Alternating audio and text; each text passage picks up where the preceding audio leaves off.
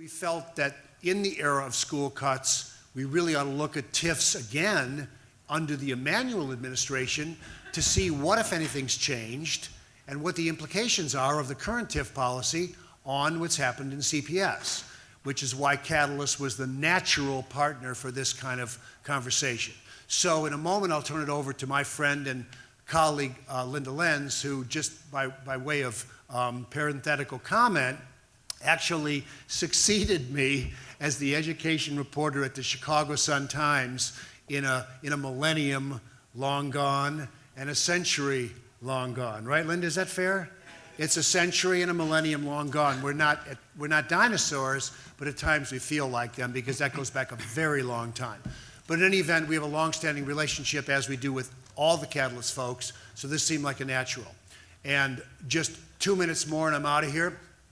Those of you who aren't familiar with the Better Government Association, and I'm guessing that most of you have a cursory understanding, we are an anti-corruption watchdog organization that shines a light on government and holds public officials accountable. Simple as that, because better government is our right. These are our tax dollars, not theirs, theirs being public officials, and they have to be spent for the most part on us, the public, not the public officials. That doesn't mean we argue against fair salaries and fair benefits for public employees. We also acknowledge that the vast preponderance of public employees are hardworking folks who give us a day's work for a day's pay. Sadly, the ruling class of the public sector doesn't always see it that way. And so for the ruling class in government, too much of that money is spent on nepotism and cronyism and patronage and pay-to-play and padded contracts and padded payrolls, all of which comes out of our pockets but doesn't inure to the benefit of those who need it. Great example, CPS, and Linda can correct me if the number's wrong, or Lorraine can because it's an old figure, but when I used to pay attention to CPS, only 50 cents of every tax dollar went into the schools. 50 cents. The other 50 cents was spent on something else. Administration, bureaucrats, sweetheart deals, contracts, this and that. Well, I'm not an expert on school finance, but I would argue that schools ought to get a lot more than 50%. For that 50%, there ought to be more money for teachers' aides and support staff and ancillary staff. Martha Jantho, who sat on the Board of Education, may want to quarrel with me, but I think that that was the reality. And I tell people the saddest thing about CPS was this. What's important in CPS, or what was important, maybe it's changing? The unions, the bureaucrats, the administrators, the contractors, and wait, there's a fifth thing. What am I missing? The kids. Oh yeah, the kids were always fifth on the hierarchy chart of priorities. And that to me was a sick, pathetic system in which 4 groups took priority over the basic group, the kids, for whom the institution was essentially created. So that's what we do at the BGA. We pay attention to those things. We investigate, we litigate, we educate, and we advocate, because there's a perfect world out there in which government adheres to 6 principles. 5 of those principles are an acronym. The word faith, not in a religious sense. Faith means fairness, accountability, integrity, transparency, and honesty. That's what we demand of our government. The 6th pillar is efficiency. Unfortunately, we live in the United States and not England, where I could add an E at the end of the word faith and I'd be fine. Here, it's another lame joke that I use. Anyway, we thank you all for coming. We're going to begin the forum now. We're going to try to create some further understanding of what TIFs are and aren't and how they impact CPS. And the last thing I'll say to you is this. We have our annual luncheon coming up November 7th. The BGA is 90 years old. It was formed during the Capone era by a group of well-meaning Chicagoans who were sick and tired of Al Capone calling the shots. The mayor at that point was named William Big Bill Thompson, who 3 years ago in a survey that I can't remember the specifics of, was given the ignominious distinction of being named worst big city mayor in American history. Now we know he had a lot of competition. Some of it here. In any event, 90 years later, We're still going strong. We're a watchdog with teeth, and we fight for all of you. So I leave you with a final word before the forum. I think there might be brochures about the luncheon. If there are, pick them up. It's an expensive luncheon, but watchdog work is not cheap, I'm sorry to say. It's labor intensive. Join us on November 7th. Pay attention to us at bettergov.org. Become a member or contributor. We are a nonprofit, apolitical. We can't fight this fight alone. We're only as strong as the people who work with us, and we'll never have better government if we don't collectively fight for it at the ballot box and by backing organizations that fight with us. So with that, thanks so much. I turn it over to Linda Lenz. Enjoy the conversation.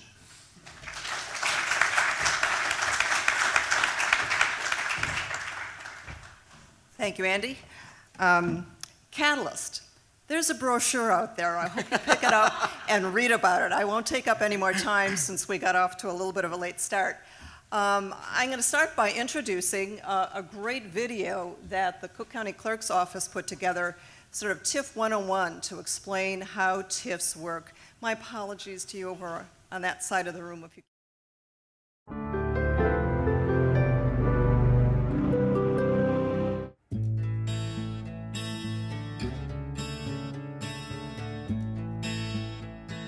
David Orr, Cook County Clerk, and in this video we have some important tools for you to better understand TIFs. If you live in Chicago or suburban Cook County, you probably live near or in a TIF district. What is a TIF? TIF stands for Tax Increment Financing. Illinois law allows cities and villages to utilize tax increment financing as a tool to spur economic development where it otherwise would not occur. Many cities and villages have areas that just can't seem to get on their feet. These areas, caught in a spiral of diminished economic value and quality of life, could be called blighted. How are TIF districts created? A municipality conducts a study to determine if an area is eligible for tax increment financing because it is blighted or in danger of becoming blighted. If the area meets the state standards for TIF districts, the municipality determines the TIF district's priorities, creates a development plan, and prepares a project budget. Since 1979, more than 500 TIF districts have been created in Cook County. That's a lot of TIFs. How is TIF money generated? Property taxes are based on a taxing district's levy request and the equalized assessed value, or EAV, of the parcels in the district. Together, those generate the tax rates that appear on a property tax bill. When a TIF district is created, its EAV is frozen for the life of the TIF, typically about 23 years. But the value of the property in the TIF district increases as development occurs. Tax revenue collected above the frozen value goes into the TIF fund. Since 1986, more than $5 billion has been collected by Chicago TIF districts. In 2012, the city's TIFs, if they were considered a single taxing body, would represent the third largest district in the city, behind only Chicago Public Schools at $2.2 billion and Chicago itself at $929 million. In 2012, $457 million was collected by Chicago TIFs and $266 million by suburban Cook County TIFs. In most cases, taxpayers outside the TIF pay more to generate the revenue requested by the taxing districts. For example, if a taxing district requests $1 million and $300,000 is diverted to a TIF, then taxpayers must pay an additional $300,000 to make that district whole. How can TIF money be spent? The TIF district redevelopment plan should provide project details and estimated costs. Some of the ways TIF dollars are typically spent include planning expenses, surveys, engineering, and consulting fees, acquiring land, environmental cleanup, and building demolition, infrastructure improvements like sewers and sidewalks,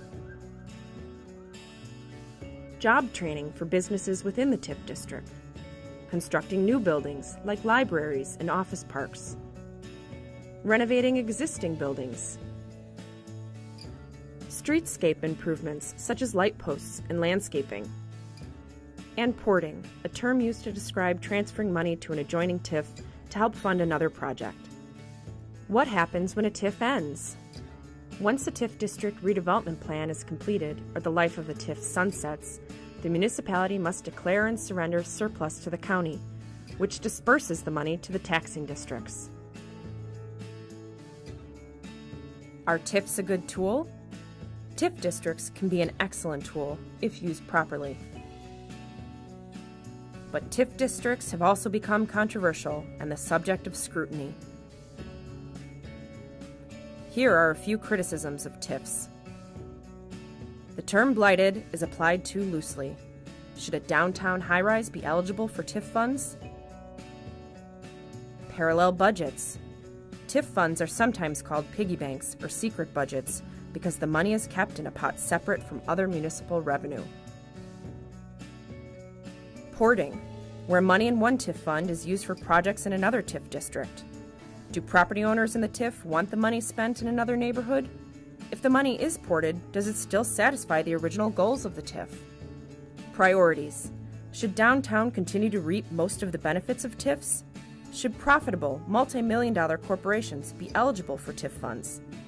Is there a better use of TIF money, such as funding underfinanced public schools? Lack of transparency and oversight.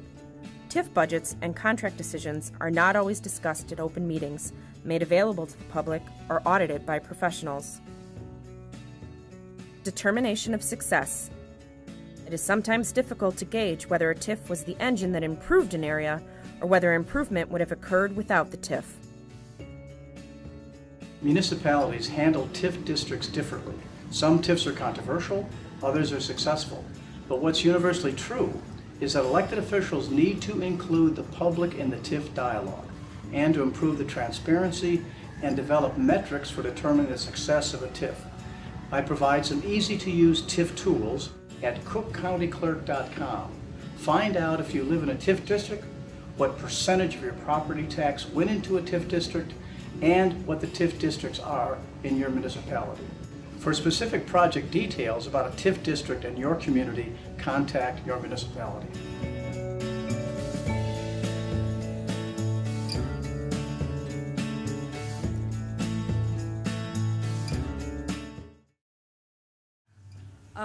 Now to our panel of experts. I'm going to introduce them. Each of them will get about 2-3 minutes to sort of sum up where they're coming from, what they think about TIFs.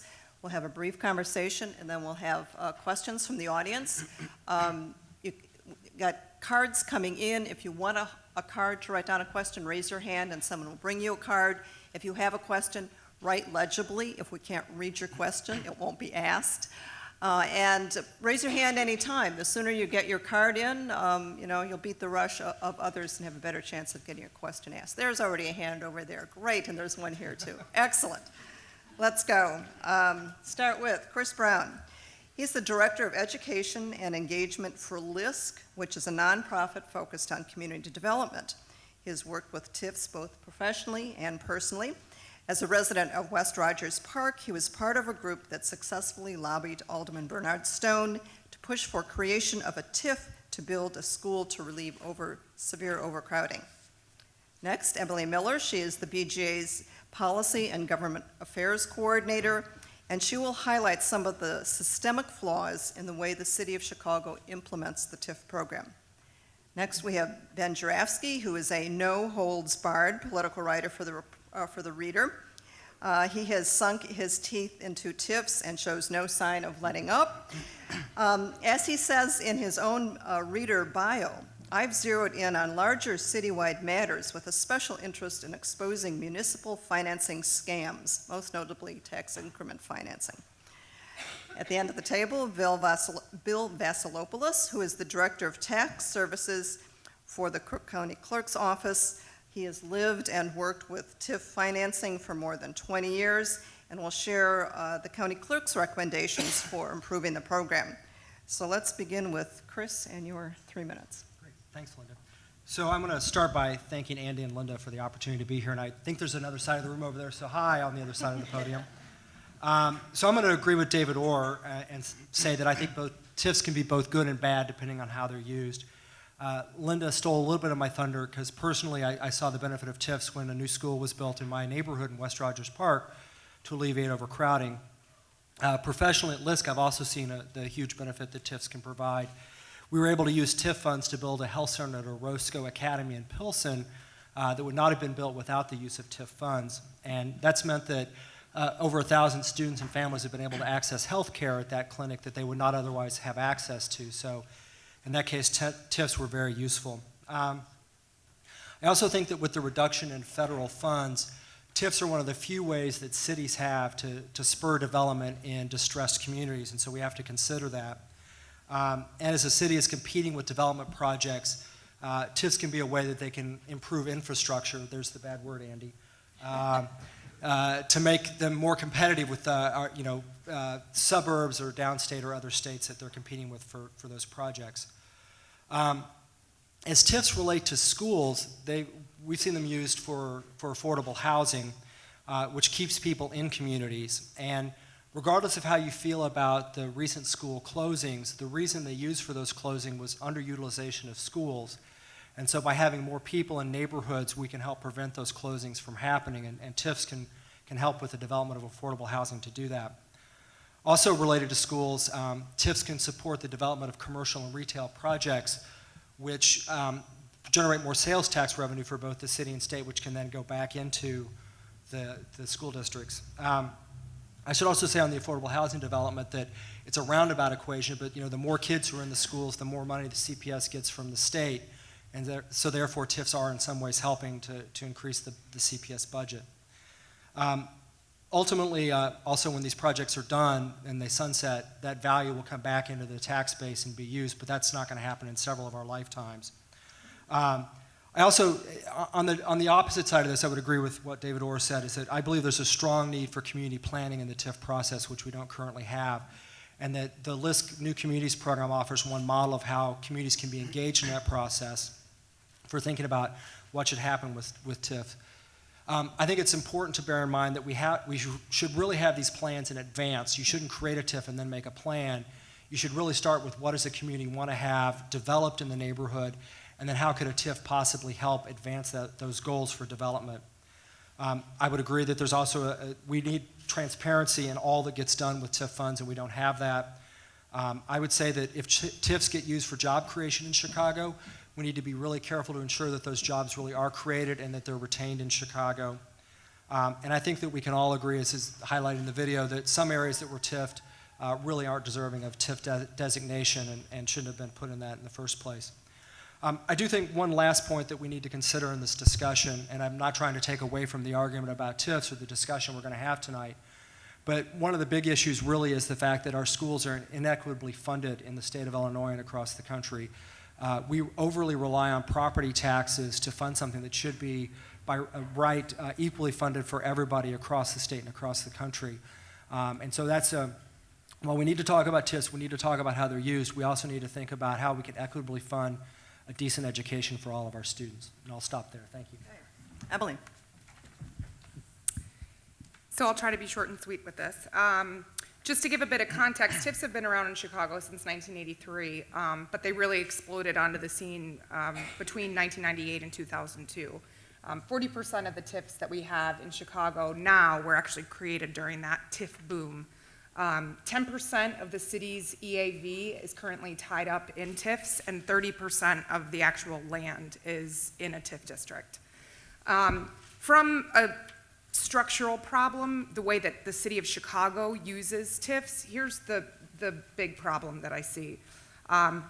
Theoretically, TIFs are supposed to be used in the area that they come from. They are supposed to make that area better. The money should be pumped back into the areas that it's taken from in order to ensure the growth of that area. I mean, that is the point of a TIF, community development, economic development. The law says, this is a state law that governs TIFs, the law says that anything that's not taken in, or anything that's taken in but not intended to be used for a specific purpose, for a specific project, has to be returned to the taxing bodies. Unfortunately, the law doesn't define specifically enough what a specific project means. So a project can be nothing more than a glimmer in the mayor's eye, and that is sufficient to dub the money earmarked.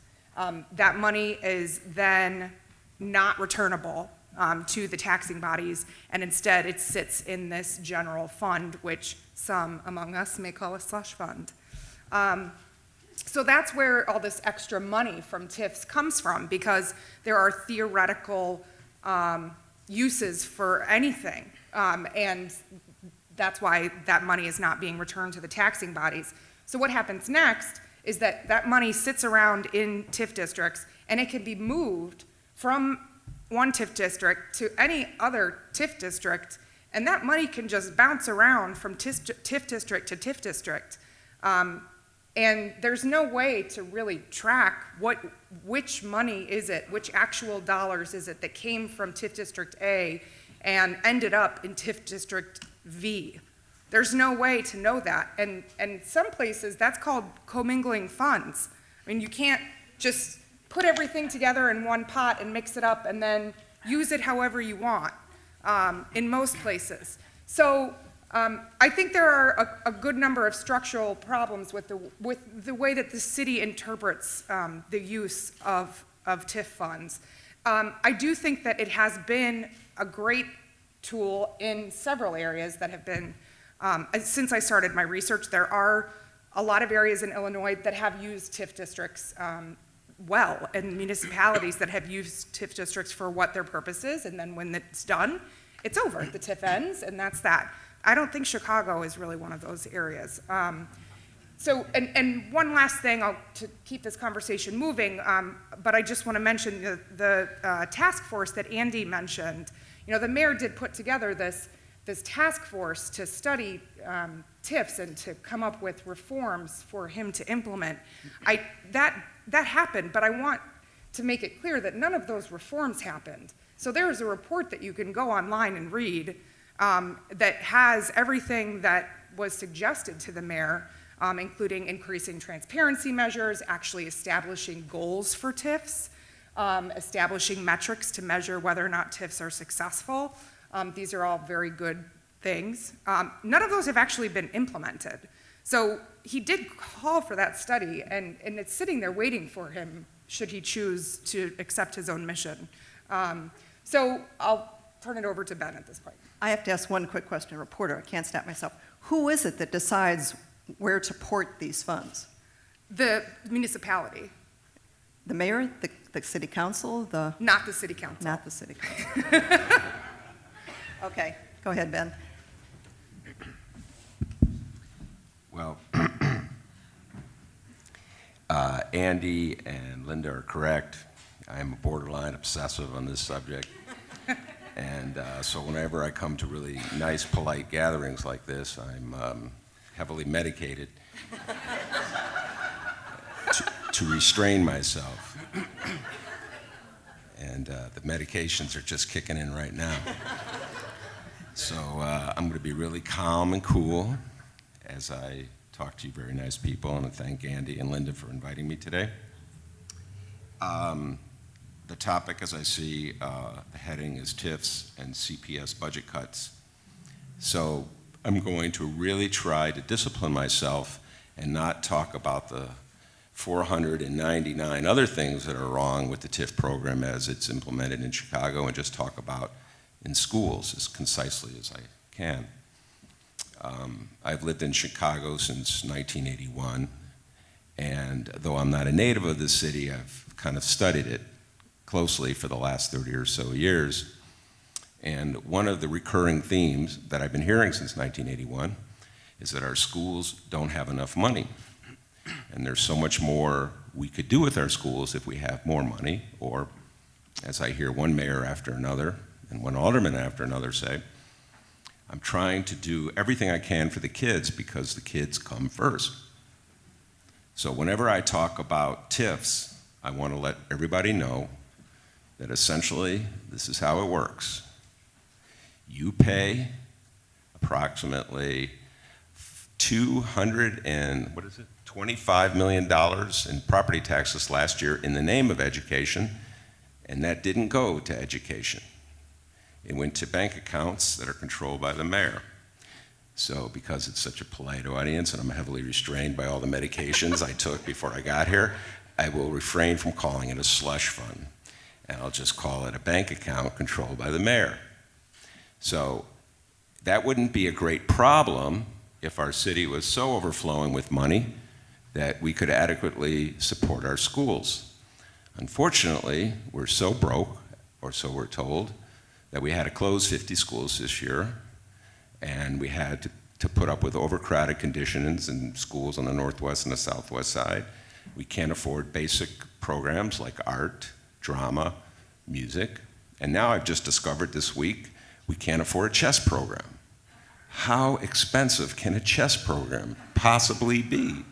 This is one of my current obsessions, chess, which will supplant the TIF one, but they all come together in that I contend that if we weren't wasting $225 million that we pay for in the name of schools and sending it over to the mayor's bank account, I won't call them a slush fund, we might have a little money left over for a chess program for Chicago. It can't be that expensive. I don't know how much chess boards cost.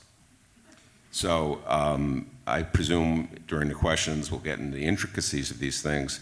That essentially is my basic argument, that if a city is so broke that it cannot afford to have a chess program for its public school students, then we shouldn't be able to afford sending $225 million a year taken in the name of the public schools and giving them to the mayor's bank account. Thank you. Just to add a factoid here, that would buy roughly 2,200 teachers, the $225 million. So that's what. What you said? I said that amount of money would pay for roughly 2,200 teachers. Wow. Bill? Or a couple billion chessboards, right? Hi, I'm Bill Vaselopulos with the Cook County Clerk's Office. You just saw some of the work that we've been doing. I'm going to explain just briefly about what we do and what we don't do as part of this process. State statute has created this whole TIF program that any municipality can avail themselves of. It is our responsibility to administer that program on behalf of the municipalities. They give us legal descriptions of each of the TIFs. We identify what those parcels are. We identify the value that will continue to be used to determine how much money will continue to go to the taxing districts. That's considered the frozen value of those parcels that is set at the inception of the TIF. Anything above that will be going to the TIFs. That's what we do. That's what we administer, and we determine those amounts. Annually, we release that information, and that's one of the handouts that you saw at the desk out there. This past summer, we announced the 2012 TIF information. It gives you a bunch of facts and figures of what happened throughout the county, including the city, how much money the city's been getting since the inception of TIFs, the proliferation of TIFs both in the suburbs and the city, and some of the new things that we're announcing. The video that you just saw was debuted at that release, and the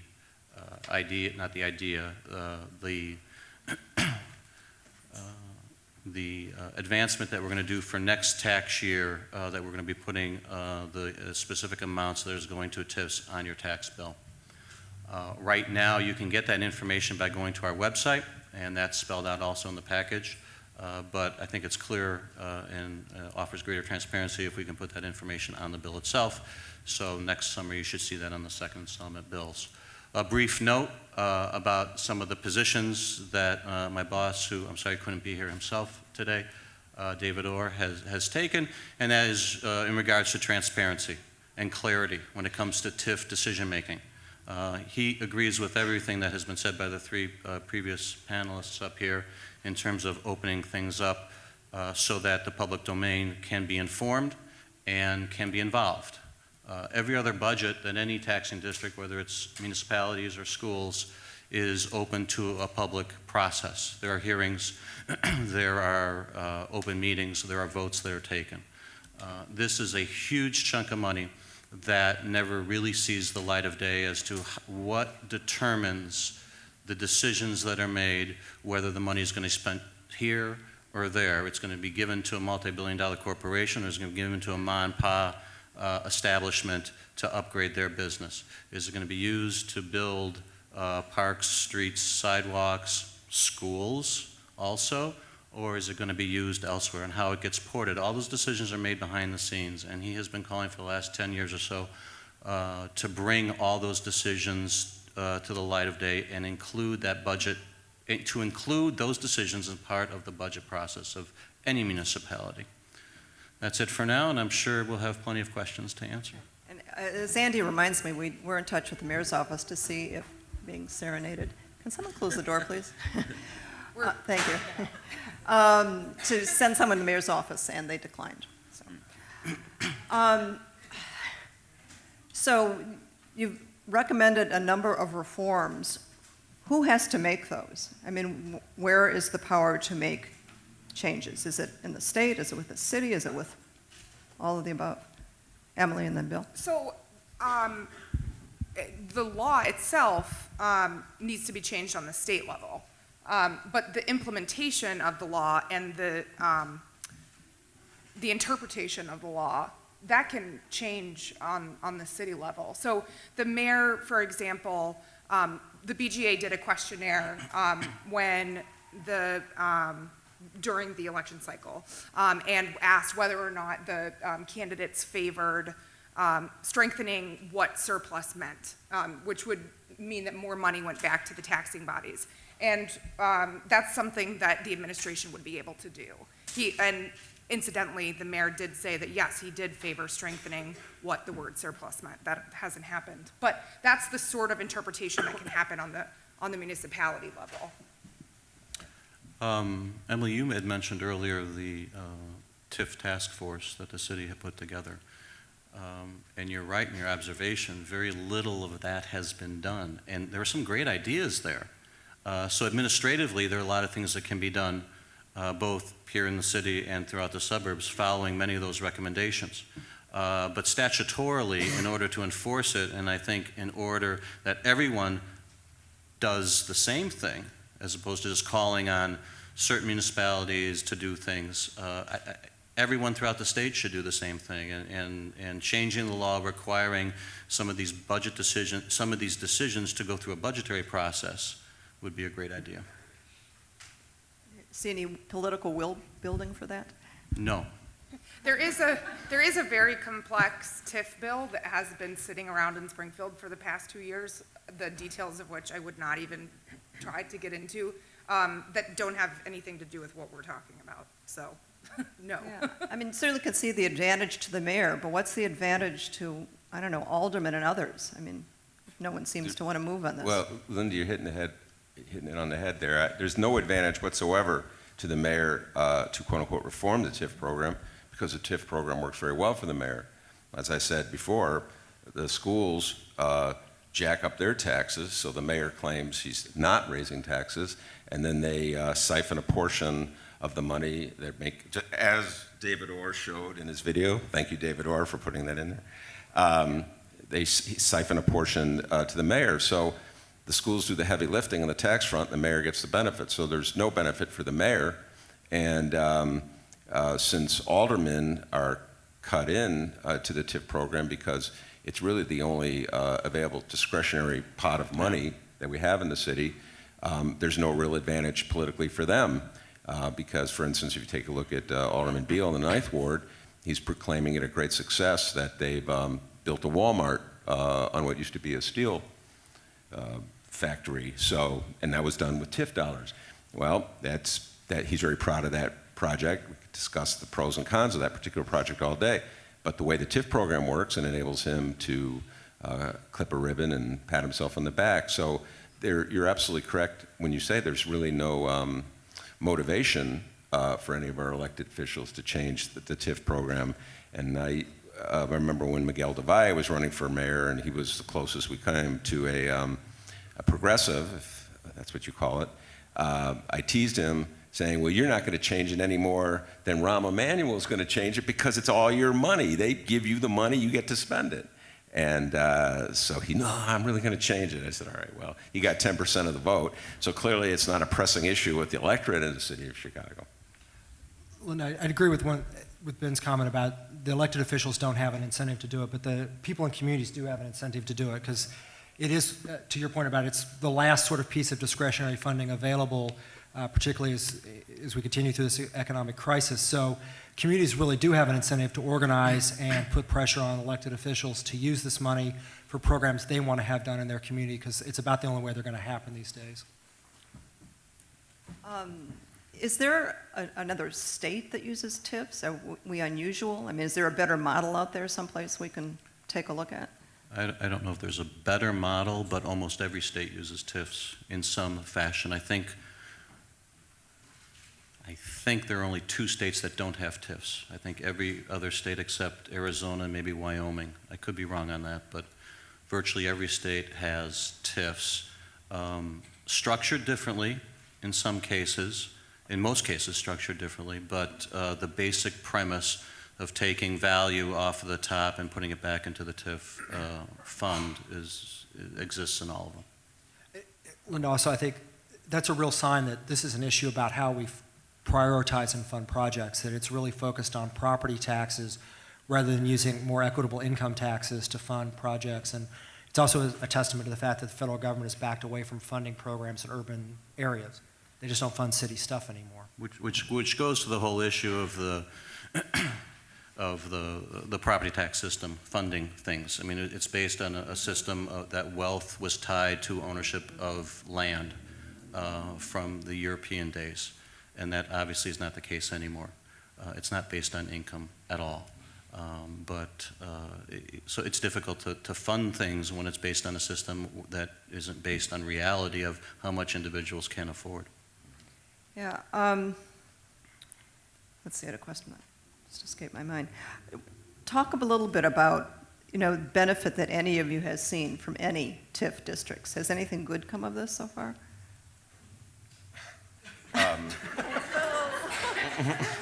Oh. Well, okay. That's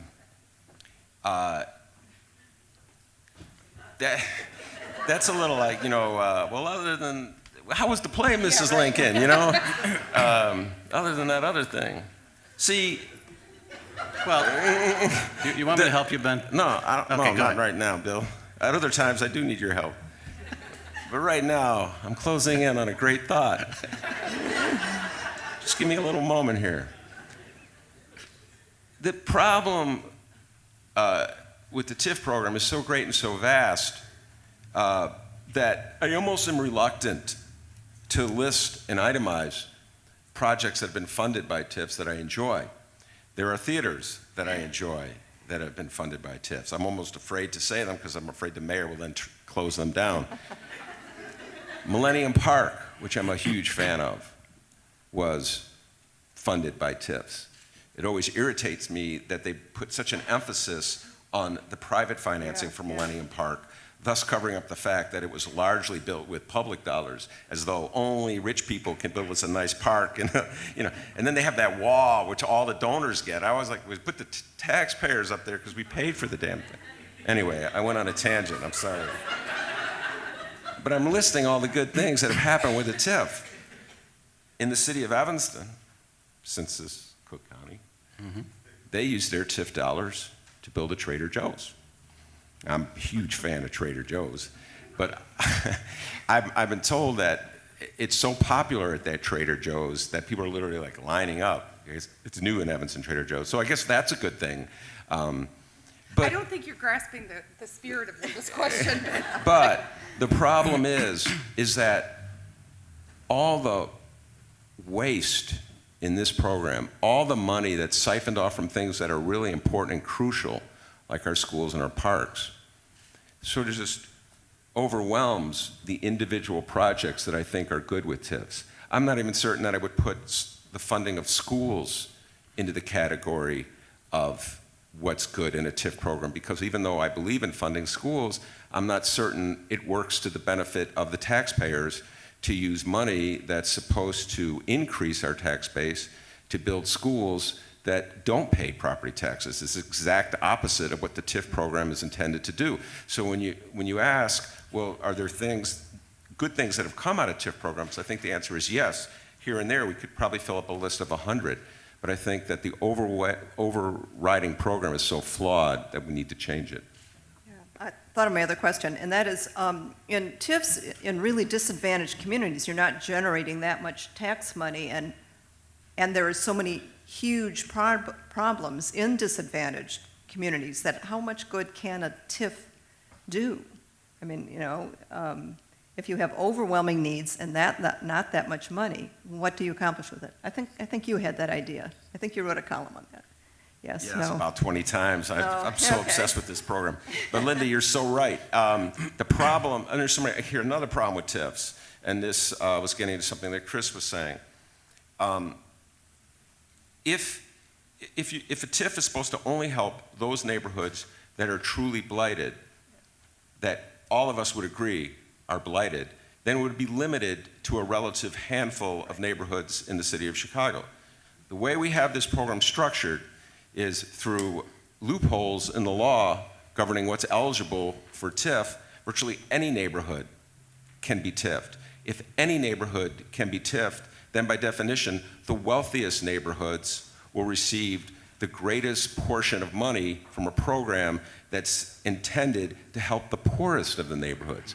So the program is like a reverse Robin Hood program. It's a huge flaw that, of course, the mayor didn't come close to correcting, even though it's been pointed out to him, because, again, the program works so well for the mayor. So, Linda, I would say that TIF is not good enough, or it's not strong enough to overcome all the problems that developers face in the poorest of poor neighborhoods, but it's very good at giving subsidies to developers who are going to wealthier neighborhoods where they would go anyway.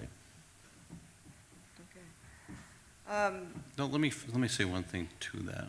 One thing that you can, an idea, the word porting, which we described in our videos, is transferring money from one TIF to another to benefit, to take money that in a TIF that, quote, isn't necessarily needed, move it into another TIF where it is needed.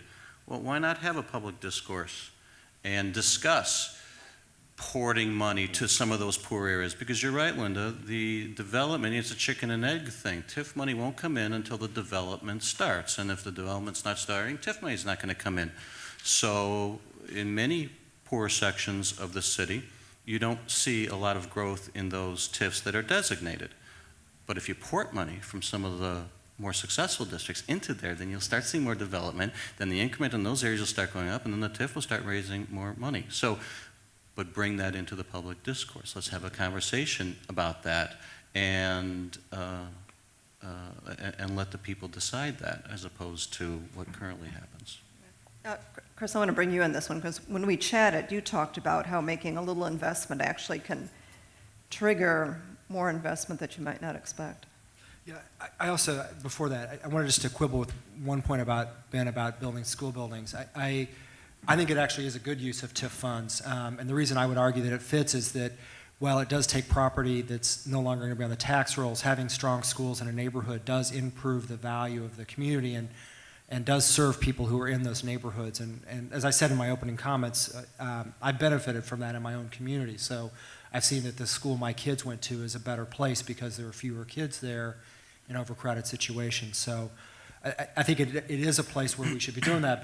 But Ben, I would also agree with you that there has to be a strong community planning process around that, and a lot of discussions about whether or not that's the best use of funds for that community as we roll it out.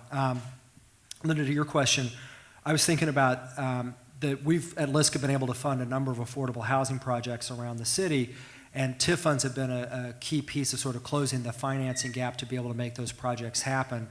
And that, getting some bond money to start a project like a school or an affordable housing project can then spur other projects in the community, because it does raise the value that is then able to be used by that TIF over a period of time. So you could take a blighted property, convert it into a decent affordable housing project, get people to live in that place.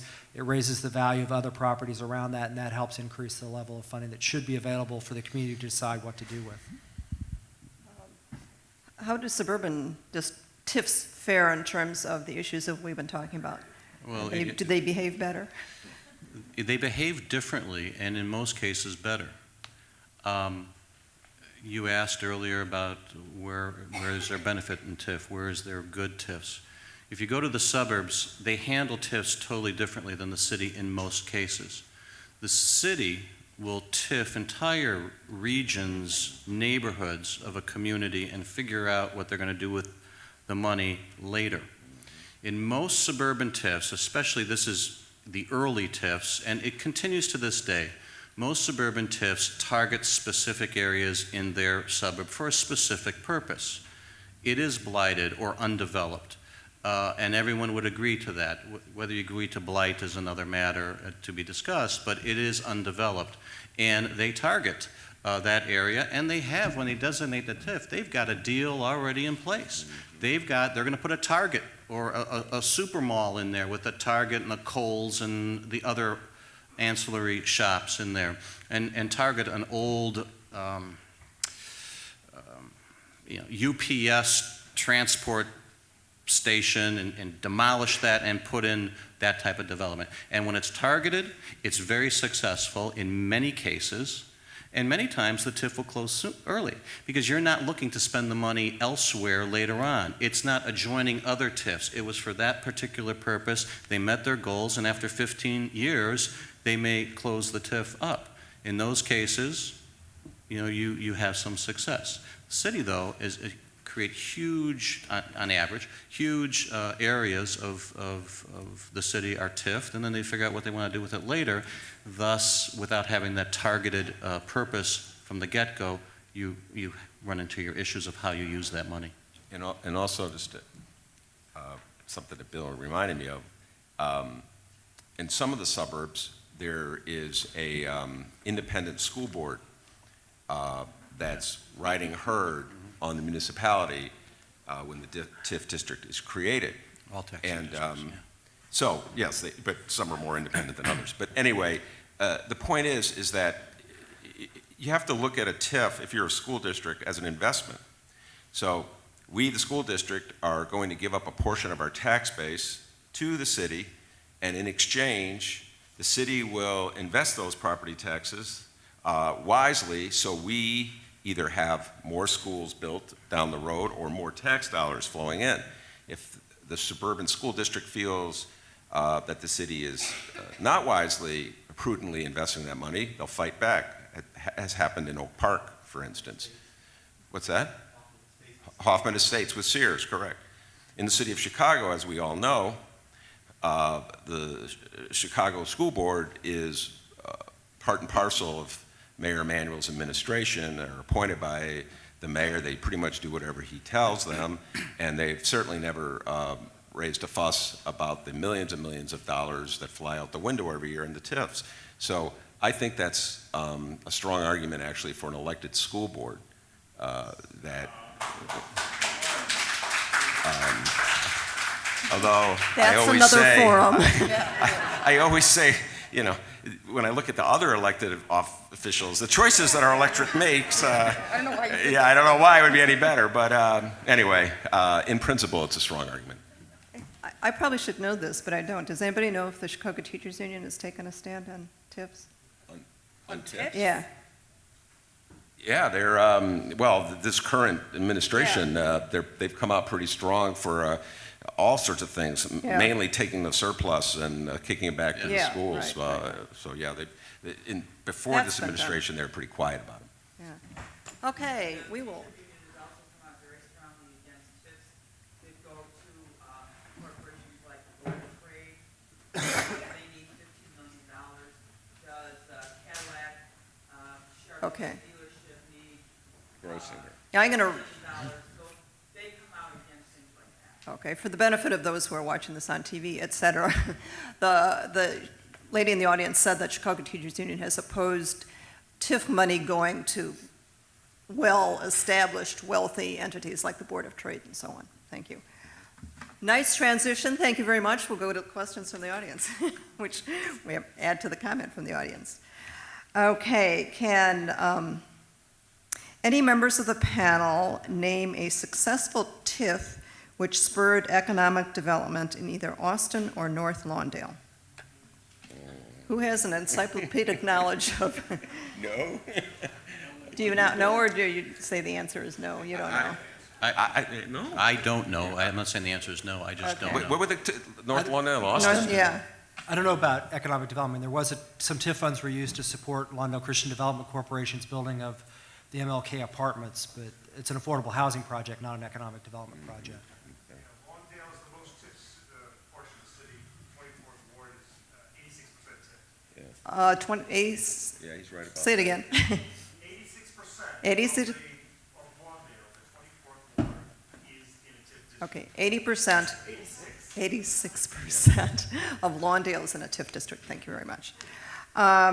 This one I don't think I understand, but I'll read it. Hopefully one of you will. Under Illinois state law, it is possible to develop a, quote, make whole, end quote, agreement, which would divert TIF money back to the schools if there is a budget shortfall. Are there any make whole agreements in Chicago? In Chicago? Not that I'm aware of, no. In the suburbs, yes. Can you explain what that is? Or is it, or is it too much in the weeds? I'll try to keep it brief. As Ben alluded, in the suburban areas, school districts are an independent body, and they have a voice, a greater voice than in the city of Chicago regarding the TIF process. There are joint TIF board meetings that are held annually to give progress reports to the taxing districts. When taxing districts in really depressed areas, they use it as a negotiation. They try to do it initially. Sometimes they do it after the TIF has already started. And they say, hey, look, we are dying over here. We need some revenue. I understand that after 23 years, we are going to benefit from this TIF. But that's 2 or 3 generations of children. And in the meantime, we've got teachers' contracts and this and that, and there is blight throughout our area. Municipalities feel for that because they do represent the taxpayers of that area also. And they strike agreements. It's based on formulas that they come up with internally, but they will cut some of the money back to the school district. Okay. Can the state make TIF laws more defined and more transparent and accountable? Why hasn't that happened? Very strong municipal lobbies fight it. Yeah, that's exactly right. I mean, the Illinois Municipal League, having spent a good bit of time in Springfield, the Illinois Municipal League is a very, very powerful lobby. And the local governments in general are hiring lobbyists at rates that are pretty insane compared to, I mean, individual local governments have been coming together and forming these pacts with each other and hiring lobbyists, and they oppose that. And it makes sense for their bottom line. I mean, they are the ones that are controlling the money. So, yes, it could be changed. Why hasn't it happened? Because it benefits the people who would have to change it. Yeah, and it's not just the municipal league. The city of Chicago is a very strong lobbyist against anything resembling TIF reform. And sad to say, the Board of Education's lobbyists also lobby against TIF reform. They're all part and parcel of the same, but so they're sort of arguing against their own institution. There's also a professional Illinois TIF association that's been in place. Yeah, Since the 1980s, which then became part of the national. the woman in the audience is mentioning the Illinois TIF Association, and I will say they were actually on the panel that we had 3 years ago, and they're not bad guys. I mean, there are times when TIFs are used for good things, and they recognize, and I have had these conversations with their lobbyists, they recognize that sometimes, like in the city of Chicago, TIFs are used in a way that do not benefit neighborhoods. And I don't think it's exaggerating to say that they recognize that those are bad actors. But they represent TIFs as an economic development tool and TIFs for the good that they could do. And it is an unfortunate side effect that some municipalities don't choose to use TIFs in a positive way. And they also represent professional TIF consultants that are employed by municipalities. That's right. Go ahead. Yeah. Additional money going to consultants and planners. This is a question about whether TIF money can be used for salaries, like in Chicago Public Schools, although I don't know that anyone has ever really proposed that. The surplus money that goes back, they can use any way they want, right? Right. Right, so, Sometimes the mayor says we can't use it for, those things like salary or operations. That was an excuse that freaking the daily administration used, saying we can't use it for salaries, but if you use it for a capital project, what's the majority of the capital project? Salaries for those individuals who don't live in the city of Chicago. Yeah. We're doing Yeah. that project, taking the money out of the city. Well, that's state law. I mean, state law, because of what TIFs are supposed to fix, state law Yeah. does say you can use it for capital projects. You cannot use it, for example, to buy books. I mean, there are like specific things that you can and cannot use TIFs for. Your point is right, and the point was that, okay, well, but if you're, using TIFs for capital projects, actually what you're doing is paying the salaries of people who are performing the function of making the capital improvements. That's true. And that was the argument that they would make in our community, like also on the west side, we can't use it for salaries. We gotta use it for development or capital improvements and infrastructure. No, that's, yeah, for people out there, what the audience member is saying is very true. The city of Chicago, I've sat through a lot of these things, when it comes to spending money on things that people want, they're suddenly citing the most obscure technicalities in the TIF law to explain why you can't spend this money on something that you would want, like teachers, chess clubs. And but when it comes to taking like money that's intended for the poorest of the poor and spending it on the loop or the South Loop DePaul project, well, that's a big violation there, but somehow or other that fits in. So it's a selectively. The definition of blighted gets real fuzzy. Yeah. So the way I look at it in the city of Chicago, if the mayor wanted to, he could probably use TIF dollars for virtually anything he wants. Just get the lawyers to be creative in how they divvy it out, and he's choosing, it's his choice to spend it the way he is. what happens if money is invested in some kind of development that then fails? A store or whatever? That's the way it goes? Well, that's the fear that municipalities have, and that's why sometimes they won't declare surpluses. Bonds many times are taken out to fund a lot of these projects, and you've got 10 or 20 years to pay back that bond. And if money is coming in, and then the property values tank, which is what happened in the last 5 years, those resources tend to dry up when it comes into TIFs. A couple of years ago, the city was flush with TIF money in terms of the number of TIFs receiving money. And then 2 or 3 years ago, when the downturn in the real estate market was reflected in property values, the TIF money, that it comes off the top for TIFs first, the TIF money shrank. I mean, they still got over $400 million, but there were many more TIFs that didn't receive any money. And they started quaking in their boots because they had debt obligations to pay. So they dipped into their reserves in order to pay them, and fortunately the market's starting to come back up, so I think they'll be okay. But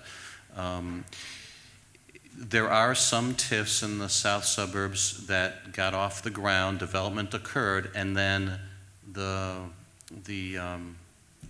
Cubs Food, I think, and I'm trying to remember which municipality in the south suburbs, they just went under. So suddenly now you just had kind of an isolated store out there that was generating a lot of TIF revenue.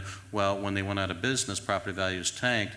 I'm not too sure what they're doing in order to pay off the remainder part of that debt.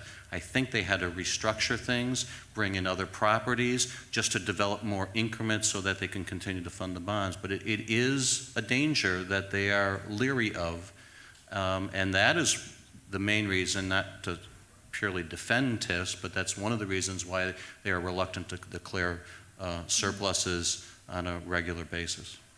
I think that also highlights, Was that Olympia Fields? Thank you. Bill's point also highlights the reason why this over-reliance on property taxes as a way to Yes. fund programs is dangerous. Yeah. And why we should look for other ways to do that. Yeah. In truly blighted TIF districts, how are developers incented to come to the district? Aren't the upfront costs too heavy? Does the city issue bonds? How do you get someone to come in? Yeah, I think we talked about that talk a little about bit already. One of the good programs that occurred was out in Glenview, short story in Glenview. I mean, can you imagine someone coming in to our office and saying, I've got a TIF in Glenview that I want to file because of the blight out there? And I'm like, you're kidding me. Come on, Glenview? You've got a TIF going in Glenview? And this was to develop the Naval Air Station that was out in Glenview. And I said, come on, you don't think someone's going to come in? This is Glenview. Someone's going to come in and develop this property? And they raised actually a halfway decent point. They said, you know what it's going to take to get rid of all those runways? This is military jets. The runways are, 2-3 feet thick of concrete, and it's an entire runway. It couldn't have happened without TIF. And when I thought about it, I was like, well, okay, that kind of does make sense. But, so sometimes there's some good and necessary things where on the face it doesn't seem that it would be necessary, and other times it's just the opposite.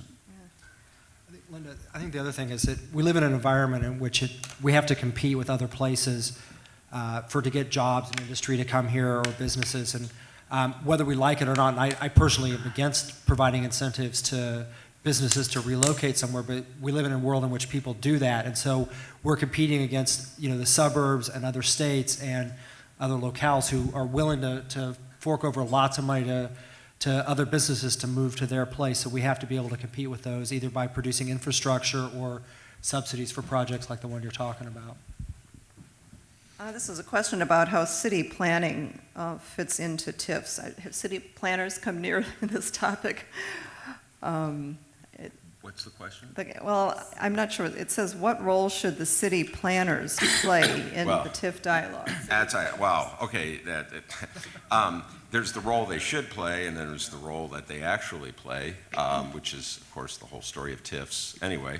But the role that they should play is to be wise and judicious guardians of the public purse, to carefully investigate every single proposal that comes before them to see whether it's worthy of an investment of our precious tax dollars, or whether they should say, no, I'm sorry, this is not worthy of an investment of our tax dollars. The money would be better spent on a chess club, for instance.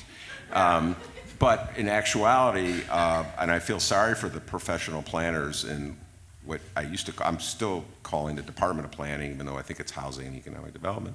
And they're effectively yet another rubber stamp in the whole process of rubber stamping deals that generally come through the mayor's office. So you have to, just as you gerrymander a TIF district in the first place to make it eligible to be a TIF district, then you figure out what can be covered from all the expenses in a project so that it conforms to the TIF law, and then you make sure that you successfully bamboozle whatever people are paying attention to the whole process, so they're either incredibly confused or temporarily won over, and that's pretty much what our city planners do. I can tell you what the task force, what the mayor's people said that the planners should do. And the first recommendation that they had was to actually establish the city's TIF goals through the creation of an economic development plan.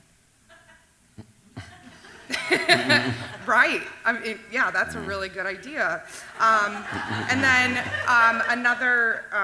the second point that they made was that resources should be allocated according to a multi-year capital budget. And as part of the multi-year capital budget, the economic development plans would be considered. And as the TIF infrastructure allocations would all be made based on this overarching idea of what the actual capital improvement needs of the city were, and all of this should work together, and TIFs should be a part of that conversation, not a separate conversation. So those are the things that the task force recommended, and I think that those are good ideas. What are other public financing vehicles could or should replace TIFs to address the issue of reviving blighted areas? Are there others? Well, again, I would say this, in its abstract, I mean, a TIF is not a bad way to develop a blighted community. You borrow property taxes from today to create more property taxes in the future. I mean, what's wrong with that? It's what we've done to this pretty pragmatic approach to development to turn it into this slush fund, this $450 million a year monster. Only I'm the only one on the panel Bank that. What's that? Bank account. Bank account. I'm sorry. Yes, bank account. I'm sorry. So, but I, on a really case-by-case basis, as Bill was suggesting, where you specify exactly what the project is, you have a timetable for paying off what you're borrowing from the taxpayers, you're very specific about it, the TIF ends as soon as it's paid off. I think a TIF's a fine device. It's simply a device to raise money to subsidize projects. So I would say, as radical as it sounds, a TIF is a good instrument for developing blighted communities. Of course, that's not what we're using it for in the city of Chicago. Lynn, I think it's really important to acknowledge the fact that the federal government used to provide a lot of the money for this kind of projects that TIFs now fund. And since the days of Reagan, they've really backed off. There's UDAG used to provide a lot of money for the city. CDBG used to provide a lot of money. There were other programs around job development and job placement that the feds used to provide. They just don't do that anymore. And so they've left cities with very few tools. And I agree with Ben, TIFs could be a good tool, and we should use them correctly to do the kind of development we're talking about. But we also shouldn't turn the light away from the federal government and the state government, who need to provide more money for urban projects. That makes sense.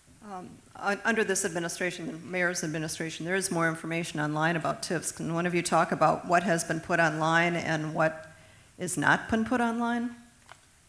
It's one of my favorite topics, since I'm probably one of the only people in the world who actually looks like what's online. My gosh. Emily and myself, Courtney, anyone else? Tom Tresser out there in the audience obsessively studies this stuff.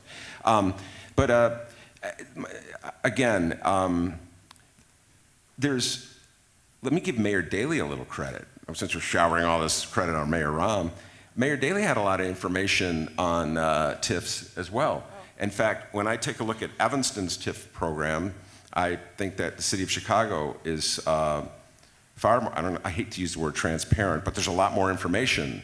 And once you figure out how to navigate it, and that takes a little while, then you can become pretty skilled at finding redevelopment agreements, seeing annual budgets.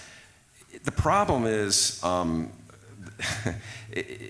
first of all, it's very difficult to navigate for normal human beings. In this way, it's not unlike the school budget, which is really difficult to navigate for normal human beings. And so I usually need a guide. And I would assume that most of you who try to find stuff about the city's TIF program, I can tell you that there's volumes of information online, but it's very difficult to find. And Tom Tresser can speak to this because his group is actually doing what the city doesn't do, and that's pulling apart information that we would want to see and trying to put it in an accessible form where it's relevant and we can understand it. So, Linda, my problem is not so much what is on the city's website, but how it's presented and how normal, ordinary human beings can find what they're looking for.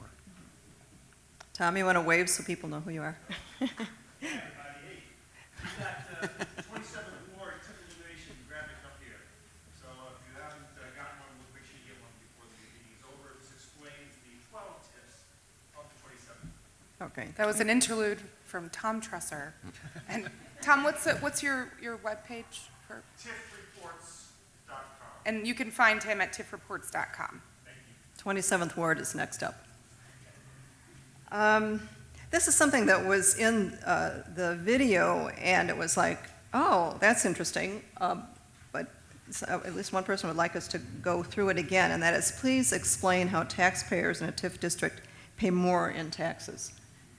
Okay. I learned that from this video. That's one of the hidden issues regarding TIFs. I started administering the property tax system for the county clerk's office back in the early 90s, and when I first, TIFs were in its infancy, and I said, that's the one thing that probably people don't understand. Yeah.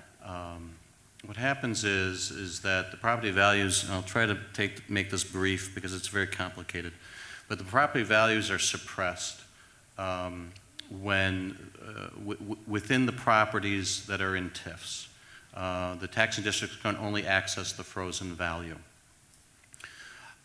Consequently, as taxing districts are entitled to more and more money under the tax cap law, they're allowed to increase their levy. So the tax cap law, which is apart from TIFs, limits how much money taxing districts can receive. But it grows typically every single year. As those districts are asking for more and more money, the properties from TIFs can only contribute roughly the same amount to that pie of money that the taxing districts are entitled to. Okay? The tax rate will go up because the values are suppressed, and that higher tax rate is applied to all the parcels within that taxing district. So consequently, everyone else outside the TIFs are going to be paying more to make up for the difference of the suppressed value of the properties in the TIF. If you think of it the other way, if the values within the TIF are available to the taxing district, the value goes up, the tax rate goes down, the taxing district's still going to receive the same amount of money. Okay? But because the rate goes down, because this taxpayer in the TIF is paying more and we're using their value, that means everyone else outside the TIF is being taxed at a lower tax rate. Okay, so for example, if you have to pay $1 million to that taxing district, the taxing district is entitled to $1 million, and in our video we demonstrate how $300,000 is not available to the TIF, to the taxing districts. Okay, because that money is going to the TIF. That means everyone else outside the TIF is going to have to pay $300,000 more to make up for the difference that the TIF is not giving to the taxing district. So the taxing districts are made whole in that sense. Everyone else outside the TIF is paying more to make up for where the money that the TIF is paying into the TIF district and not to those taxing districts. And that's why I always say a TIF is really a tax hike that everybody pays, regardless where the money is spent. So this is one of my minor disagreements with the great Tom Tresser, which we've gotten into a few times. And I think Chris Brown and I may have a disagreement on this. I don't believe that people who live in certain TIF districts should have any more right to claim that money as theirs than I do. So for instance, my allies in the struggle against the $55 million debacle known as the DePaul basketball arena, they're on the South Loop. They want that money spent on things that they want on the South Loop. And I always tell them, I'm fight like hell with you against that stupid basketball arena, but I want that money to go into the public schools budget so it could be spent citywide, since it's tax dollars that all of us have contributed. So that's to give you an exaggerated example of this, but this is absolutely true. Property owners in the northern suburban areas or western suburban areas are paying more in taxes because of a TIF in the south suburbs. Now, will they benefit from that TIF? No. Okay, but they share common taxing districts. They share the county of Cook, they share the Forest Preserve, they share the Water Reclamation District at a minimum. Okay, so that's about 15% of your tax bill. So consequently, since those tax rates for those three districts are higher because of existence of TIFs elsewhere, people that are nowhere near that TIF are paying at a higher rate to fund the lost revenue that TIF in the south suburban area, or conversely the other way around, have to pay. So that's, in my opinion, the little dirty secret about TIFs of how it's really a property tax hike on a whole variety of people, and you don't know it. Right. You don't know that your TIF, your property in Olympia Fields is higher because of the Hoffman Estates TIF up in Barrington Township. It's incremental, it's small, but... A factoid from Tom. To support your point, so the assessor's office did some research about 3 years ago, and their determination was that if you eliminated all TIFs in Cook County, everyone's tax rate, their costs would go down 11%. So, if you're paying Yeah. And assuming that's true, 11%, that means everyone else's rate would go down 11%. But the property available that not going to the taxing districts is now going to the taxing districts. So that's where it makes up. So you're paying 11% less, and these TIF parcels are paying 11% more to those taxing districts. They don't pay more taxes. It's where their money is going to. So does that mean that the schools didn't lose money after all? Yeah, that's a really complicated question. Maybe.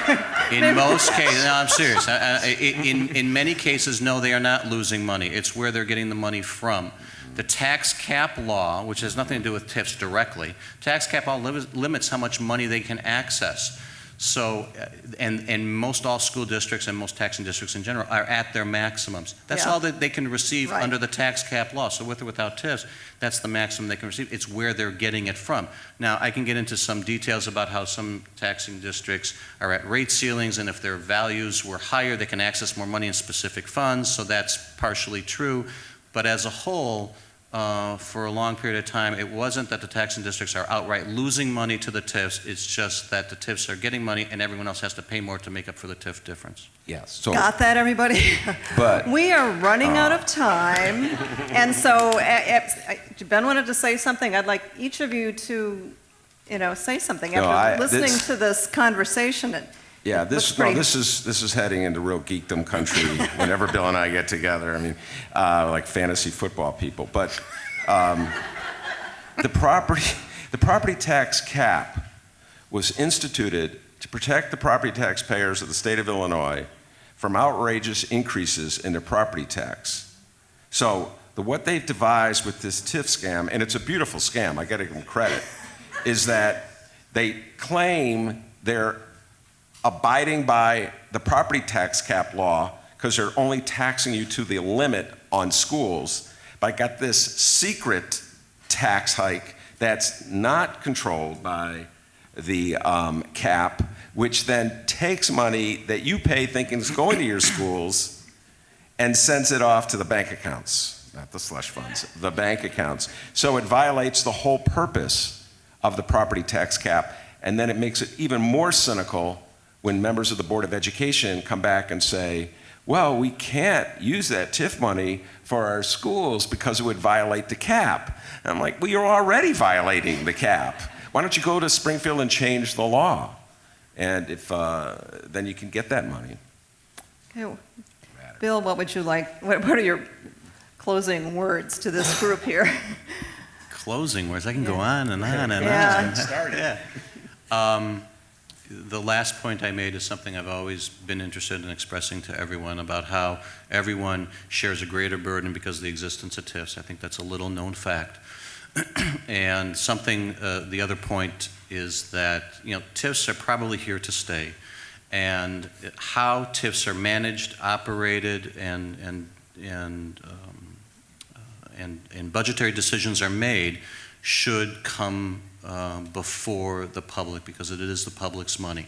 And as I said earlier, like budgets of regular operating expenses go through a public process, TIF money, which is a huge chunk of money. And I think at the inception of TIFs, they didn't think it'd be that big of a deal. Well, we see it's like, if you consider TIFs like the third biggest taxing district in the county of Cook, it's a lot of money. And that should also flow through the normal discourse of public opinion. Emily, what are your Oh, closing I just want to comments? thank everyone for coming. The BGA, the reason that we have conversations, idea forums, is so that people can get together in a room and geek out. And this was a really good conversation, and we're going to continue to have these. Yeah. Chris?